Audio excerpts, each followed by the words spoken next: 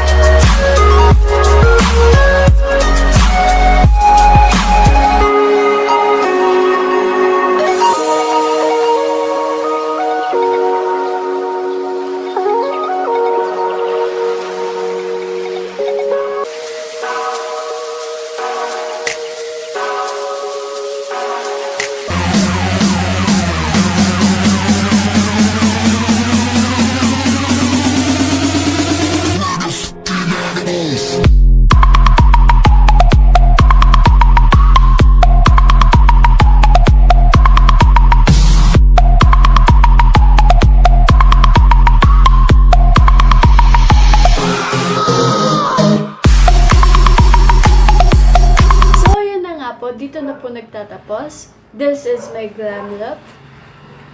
And this is my Halloween look, which is inspired by a galaxy theme. And using this palette, in-expand ko talaga yung mga gamit niya. I use this as my eyeshadow, as my blush, as my highlighter, as my lip topper.